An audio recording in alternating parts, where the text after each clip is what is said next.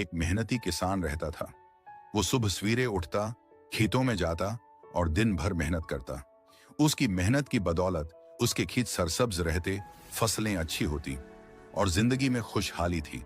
लेकिन किसान का एक बेटा था जो इंतहाई काहिल और सुस्त था।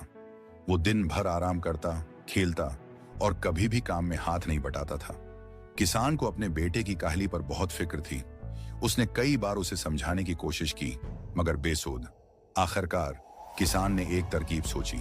वो बीमार होने का बहाना करके चारपाई पर लेट गया। बेटे को बुलाकर कहा, बेटा, मैं अब बूढ़ा हो गया हूं और काम नहीं कर सकता।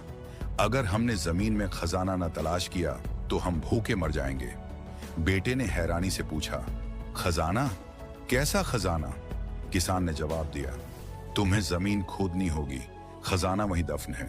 ये सुनते ही काहल बेटे को जोश आ गया। वो बेलचा लेकर खेत में पहुंचा और जमीन खोदने लगा। उसने पूरा खेत खोद डाला, लेकिन कहीं कोई खजाना न मिला। वो थक हार कर बाप के पास आया और शिकायत की, अबा, मैंने सारा खेत खोद डाला मगर कहीं खजाना नहीं मिला। किसान मुस्कुराया और बोला, बेटा, अब जब तुमने जमीन खोद ही दी है तो इसमें बीज भी बो दो। बेटे ने ऐसा ही किया। कुछ दिनों बाद बारिश हुई, सूरज चमका और कुछ महीनों में खेत हरियाली से भर गया।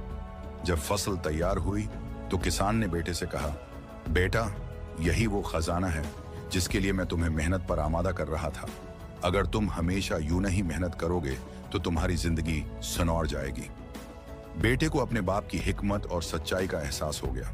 इस दिन हो गया के बाद वो पहले की तरह काहल न रहा, बल्कि दिन रात मेहनत करने लगा और यूं उनकी जिंदगी खुशहाली से भर गई। सबक: मेहनत का कोई नाम बदल नहीं। जो मेहनत करता है वही सच्ची खुशी और कामयाबी पाता है।